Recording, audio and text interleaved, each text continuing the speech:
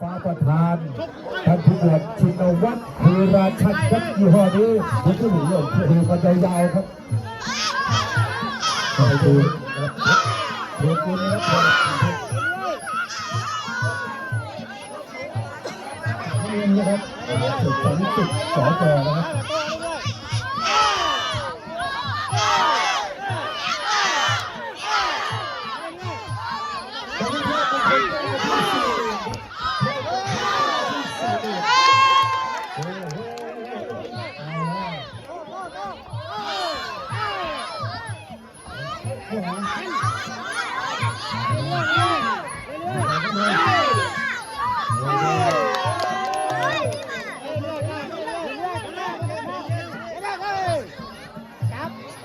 ดูกันนะครับดู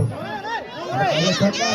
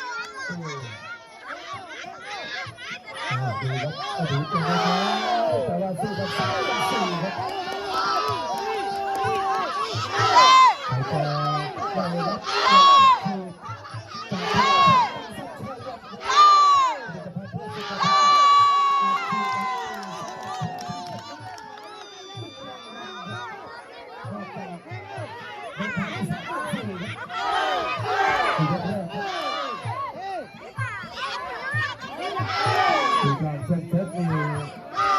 ต้องบอกว่าปาดหัวตัวเท่าที่ผ่านยกแรกมาแล้วแจ้งแล้วครับ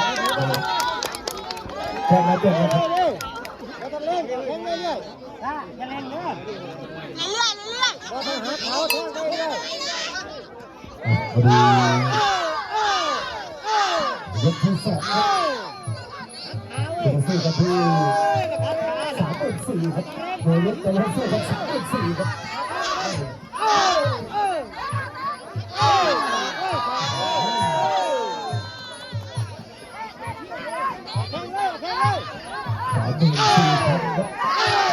ผมชนะดีได้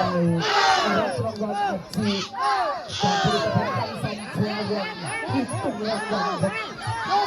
ผลิตภัณฑ์เพื่อสุขภาพผลิตมาจากประเทศเกาหลีครับดูแลสุขภาพของคนไทยครับการทำการเป็นเดียวของประเทศไทยคือบริษัทชาติดูรถที่สองแต่ละตัวก็ต้องที่สนาม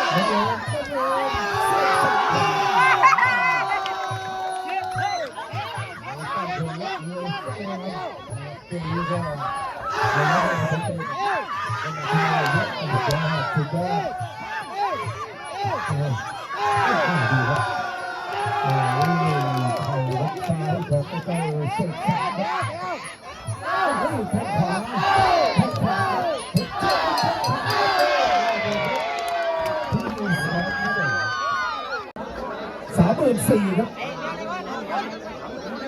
30,000กับ 4,000 ครับเล็กๆครับถ้าไปยืนเทียบกับมันสุริยะดีเพราะว่าไม่ถึงหัวเข่าเลยหัวเข่าเล็กกว่าหัวเข่าได้กำลังดันรอบที่3ครับดูครับเป็นไงนี่ประธานสุริยะสัมเภาครับนายตำบลเพลินยางก็เคยไปอยู่ที่นั่นครั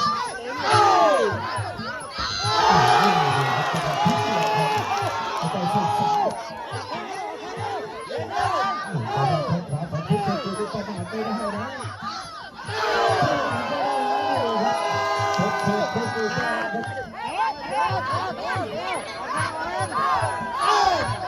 อ้โห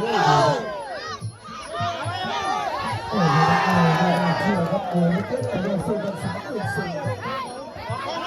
โอ้ยเล็กๆเราสู้กันที่34,000ครับ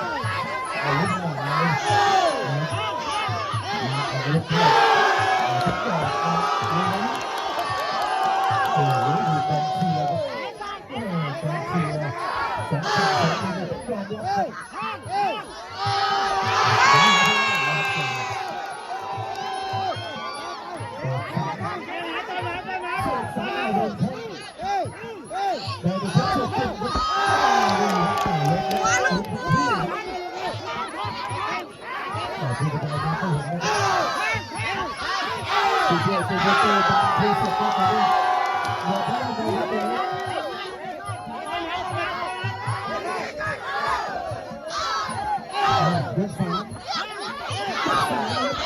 ดูครับ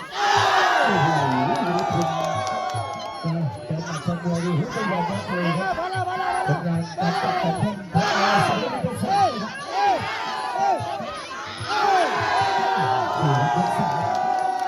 ค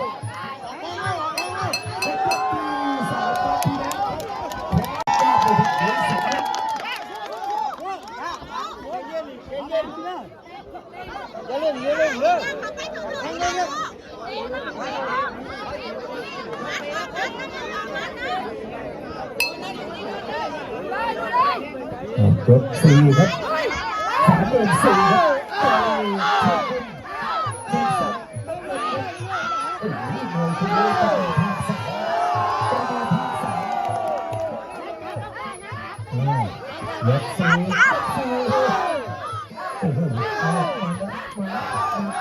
แค่ขาเสียบสามอีกแล้วนี่เอาเชือกแขนไม่แข็งใจเพชรขึ้นเลยครับยกยาวดูครับทำได้แล้วครับเชือกขึ้น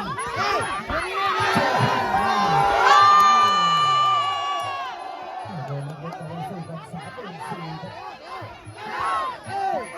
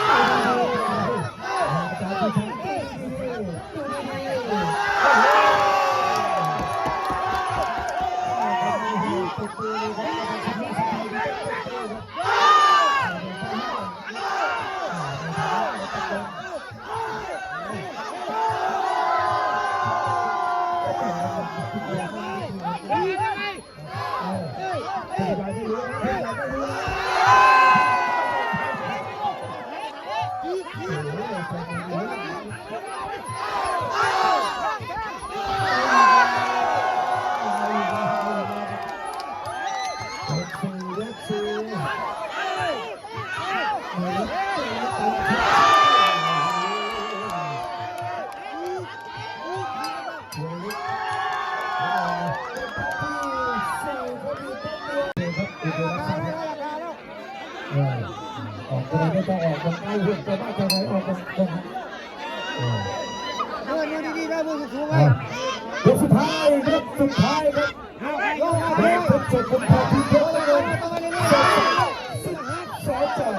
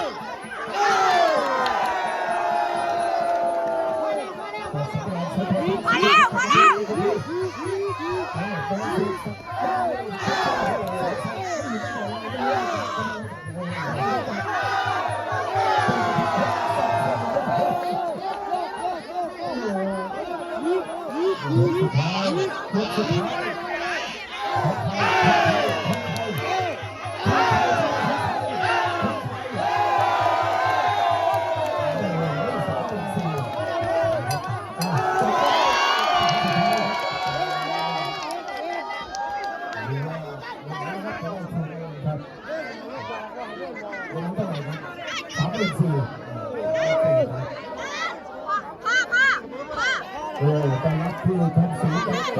อาจารย์เรียนอาจารย์สีมา